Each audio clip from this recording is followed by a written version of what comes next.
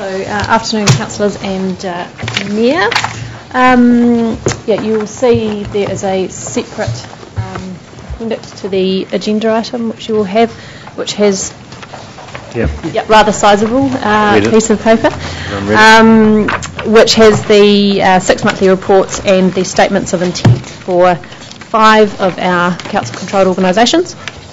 The Lake Taupo Protection Trust goes through to that joint committee rather than through to the council.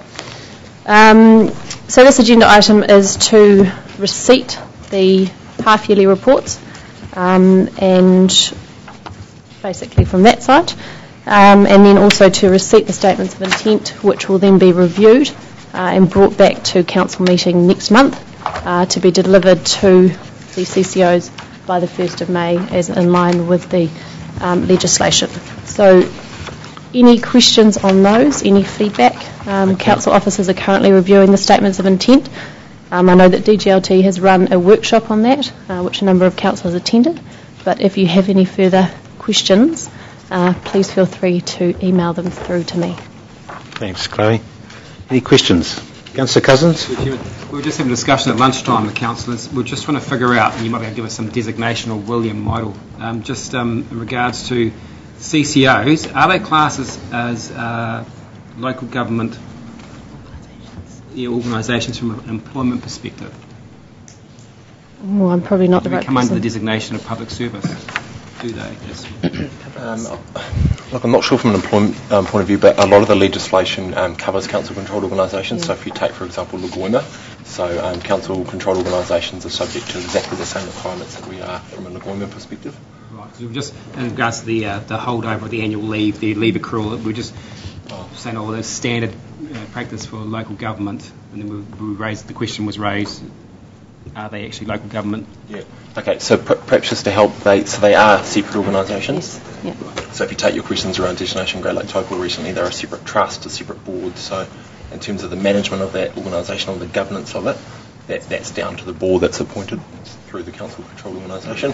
Ultimately, in the case of Destination Great Lake Taupo, you appoint the board.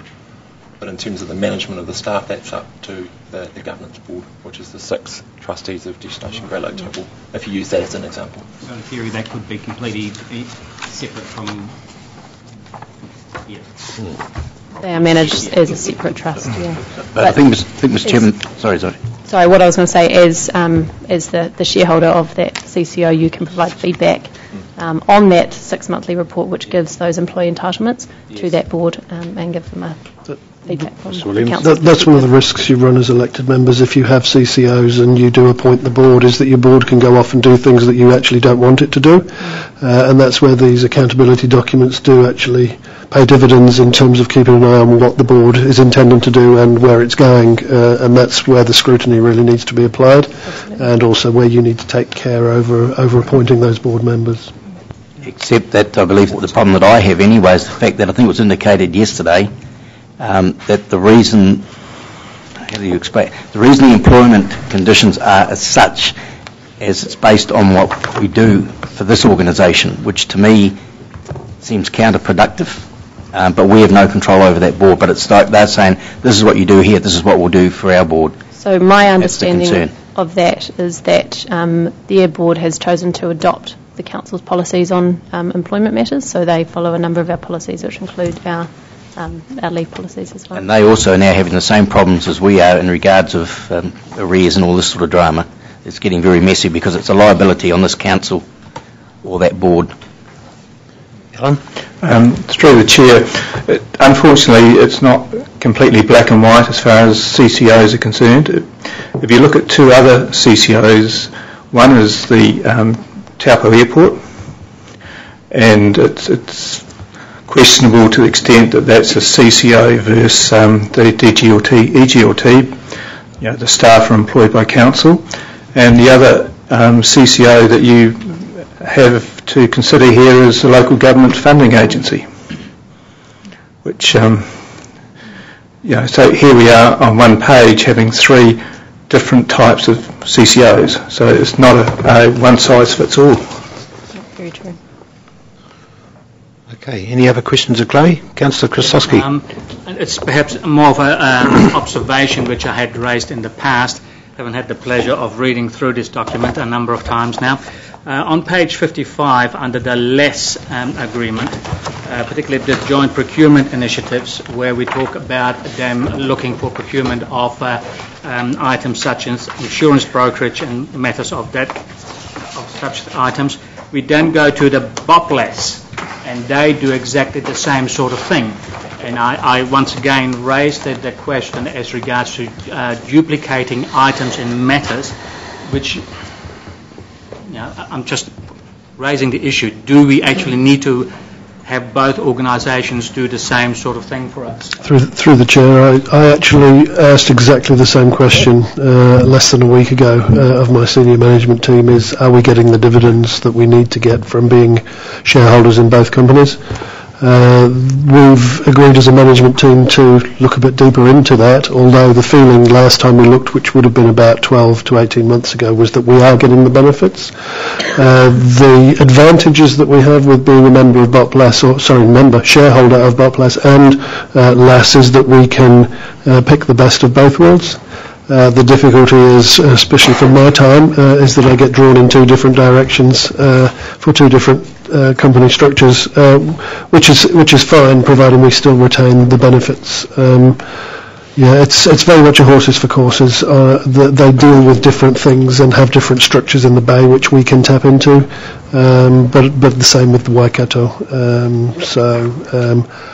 At any time where I believe that it's not providing us benefit, I'd certainly bring a report to council to advise you of that. Thank you. Great. Any other questions of Chloe? Okay, suggested resolution there. Could I have a mover, please, for that resolution? Thanks, Councillor Boddy, seconded by Councillor Jollins. All those in favour, please say aye. Aye. Against? Carried. Item number 5, business control systems upgrade. Georgiana, good afternoon. Hello, everyone. Right, further to the workshop before last council's meeting and this agenda item, I am taking it as read, but happy to step through anything or answer any questions. Okay. So the only question I had, Georgiana, was that was not. They went through the RFP process, but we're not actually putting it out to tender as a result of that RFP process. Yes, yeah. That's correct. So you went back to them and asked for a price. Yes, that's correct. Yeah. Okay. Cool. So you guys are all comfortable about that? Yep. Okay. Who's first? I can go first. Who are you? Councillor Cousins. Ladies first. Ladies first. Councillor Jollins. Thank you. I just noted that this company's done a lot of work for the Wanganui District Council in a very similar role. Did you talk to them about their experiences in dealing with this organisation? Yes, absolutely. It was one of the reference checks we did. Okay. So it was obviously, if they were a reference check, it was a positive. Yes, it was. Also, Horror Noah have dealings with Crossman Richards as well. So, yeah. Thank you. Councillor Krasowski. I think I hinted at it last time we spoke, and that was as regards to the all-up cost. These type of projects tend to be notorious for giving you a figure to start with, and then after the project has completed, you seem to be getting all sorts of different add-ons and whatnot. I would really be quite interested in knowing what the all-up finished cost is going to be. Yeah, absolutely. So this agenda item is just outlining the work required from Crossman Richards, which is the budget of $600K. There will be additional IT costs for the server infrastructure that we're just going through at the moment, and it is budgeted for. Okay. Yeah. Thank you. So just in addition to that, the budget that Georgiana's talking about for the infrastructure, we need no matter what system you have. So like our current infrastructure, we've got some servers there and they're actually out of support. So whether or not you have this system or another one, you need to have those servers, which is why it's budgeted in another budget area. Councillor Cousins. Just on page 5 bar 2, just in the bottom, advantages under option 3. You go 1, 2, 3, 4, 5, 6, 7th one down. Significant reduction in hacking potential. Who would want to hack toilet water data? Who knows? But the other thing I was going to ask is we've got six advantages in there. which to me should have all been just piled into one. Improve cross-organisation accessibility and reporting. They all say the same thing, 6 of them. Sorry, from what point? That's my take. Yeah, cool, thank you. So are they going to set up office here, are they, or what's the story? Where are they based, this out? They have a batch here, so they... Do they know about our $25,000 business attraction deal? Hopefully. Make it part of the condition if you can, Georgiana. Councillor Body? Just, this is the company, the Wonderwear, Underwear. That was raised last one. It's the presentation that you gave, and that they're one of the 3 suites we use at the moment for the systems. Yes. Yeah, it's the same system that Fonterra uses, isn't it? Yes, it is. Thank you. Okay, all right. Okay, well, I hope we're doing the right thing. You assured us we are, so... Cool. All right, could I have a mover, please, for the suggested resolution? Thank you, Councillor Williamson, seconded by Councillor Stewart. All those in favour, please say aye. Aye. Aye. Against? Carried. Thanks, Georgiana. All right, item 6. Request for extension of effluent disposal farm harvesting contract. Mr. Lewis. Your Worship, I will take this item as read, and if there's any questions between myself and Gareth, we will answer any questions you might have. Thank you. Okay. Any questions of Mr. Lewis? So it's an existing contractor, and we've been getting an increased return, haven't we, from this particular project? Correct. It is an existing contract. It's the second of the 1-year terms. It was a 3+1+1. He's doing a great job. Pricing has been retained at last year's pricing. His quality is monitored regularly and fulfills all of those requirements. Okay, thank you very much, Mr. Lewis. Any questions? Okay, that being the case, could I have a mover, please? Moved by Councillor Park, seconded by Councillor Williamson. Thank you. All those in favour, please say aye. Aye. Against? Carried. Item number 7, extension electrical maintenance contract. Through the Chair, Your Worship, again a similar type of thing. We have a 2-year contract for the electrical maintenance for our wastewater, water and pump stations.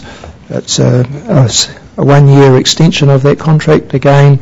They are monitored on a monthly basis for their quality. They're doing a good job, and we're recommending that extension be approved. Thank you, Mr. Lewis. Any questions of Mr. Lewis? Councillor Cousins? Have anybody else approached us or wanted a dialogue with us about this particular work? No. Councillor Krasowski? Yeah, just one question on 7(2) under considerations, financial considerations. You say the financial impact of the proposal is estimated. Can you be a little bit more clear on that?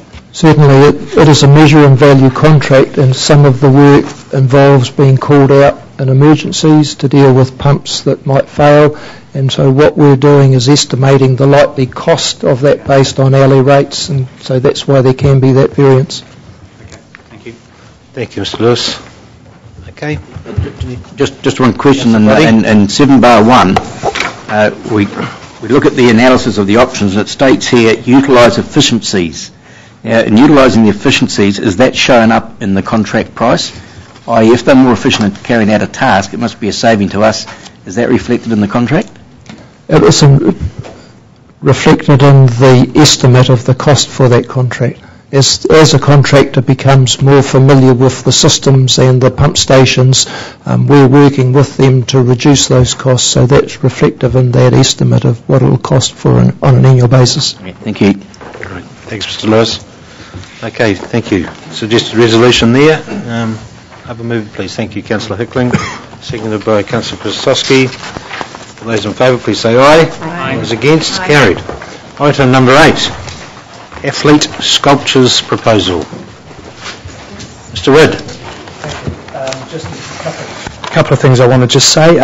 So you'll recall that I presented these informally about a month ago, prior to Ironman. This is the opportunity to make a formal decision. I think this is the first sculpture that's come to this council, but just to give you a bit of background, previous councils have tended not to make comment on the art unless obviously it's not acceptable, because art is in the eye of the beholder, I guess. More about agreeing their location. And I also refer you to the Memorandum of Understanding in the appendices. That's the draft Memorandum of Understanding. So, any questions? So do we end up owning these or not? Yep. Yeah, so all statutory transfers to council ownership, that's clearly outlined in the MOU. Right. Yeah. And the other thing, the only thing I was going to question was we have a existing landscape architect. Has he been involved in this process? Yep. Yeah, cool. Yep. What's his name again? Mr. Fraser. Yeah, Fraser. Not Mr. Fraser. Yeah. So he's quite happy with these locations? Yep. Yep, cool. He's got no choice. All right, Councillor Hickling. John, are they applying for money from Arts Grant? Yeah, so sorry, I should have clarified that. It's the usual 50-50. So the cost to council, as outlined on in the financial section, is $6,000. Yeah, I just wonder whether that should be number 3 or part of the resolution, so that we keep a check of the applications that's coming in. We are budgeted. There is a $25,000 budget in the long-term plan. We tend to keep a running total, so if it got to the point where there's no money left in that, then the application sits to one side. Probably through Mr. Chairman, the short answer is that it's within officer delegation, hence that's why we haven't requested that permission to spend. Can I just comment on that? I think, bearing in mind where we've been in the past in terms of not having an amount in a resolution linked to a particular budget, it might be prudent to actually link it to that budget and have it as an amount. I'm thinking of a certain other cycle where we weren't particularly clear on where that was paid for, and therefore the ownership issues were questioned down the track. So it might be suggested number 3? Number 3. Yeah. Yeah, well, I just think it clarifies where the money's coming from as well. Yep, cool. Councillor Krasowski? Just a couple of points, please. The first one is actually on the Memorandum of Understanding. I would actually quite like to see the word unconditional ownership in there, in view of the fact that some of the wording that has led us astray in the past, if that is possible. And the second thing is that on location number 2, has there been any sort of work being done as to see whether or not there will in fact be any impedance of vision from both cyclists as well as motor vehicles? So on the first point, the MOU's been through our lawyer, so he's comfortable with this. Yes. Okay, but we were with that last time. Do we have the opportunity to amend it today? Happy to insert that. If you want that word, that's fine. Okay. In terms of impediment, yes, we've looked at that. We don't see any impediment because it's back from the intersection of the roundabout. Yeah. I'm just thinking of traffic coming from Hugh Street up towards. Yeah, we don't see any issues. It will certainly be monitored, though, Councillor, because if there are any issues, particularly with people crossing as well and not being viewed by vehicles turning the corner, so our traffic team will be keeping a watch and brief on that. Thank you. Okay, any other questions? Mr. Chairman, just in regards to the Memorandum of Understanding, I've got the one here for the giant bike, and there's the one that we've got in our agenda paper. I'm just wondering for consistency. I noticed in the bike one, and I haven't looked at the Sculptural Trust one, I can't find anything specific to do with damage and vandalism, but the memorandum we're talking about at the moment states, take all reasonable practical measures to protect. How do you actually do that in the real world? Is that opening us up? If we don't put a fence 6 foot high around it, it could be challenged that we haven't taken reasonable steps. The second one is in regards to the Memorandum of Understanding for the sculpture. It states disputes to be resolved within 5 working days. The one for the bike was 20 working days. Do we need to be consistent in our memorandums? So the first point was around all practical steps. I guess in response to that, the way it's been constructed, it's pretty bulletproof. I think if you refer back to if you talk about the big giant bike, that was a whole different scenario, and I think this isn't in the realms of that. And this is a lot, I guess. Can I pass a comment? This is a standard agreement, whereas the giant bike was more of a negotiated agreement based on a standard agreement. So I think that's the outcome that we've seen. This is more the standard arrangement for the typical type of scenario that we face. And in terms of those all practical steps, this is in an area that has a lot more eyes on it than certainly the giant bike had, and we do have CCTV coverage in this space as well, so it's an extra deterrent. So effectively the Sculpture Trust mentions 5 working days as well, does it, for dispute resolutions? The Sculpture Trust one does, yeah. That's okay, thank you. Okay, all right, thank you, Mr. Ridd. So a new number 3 being the $6,000 to be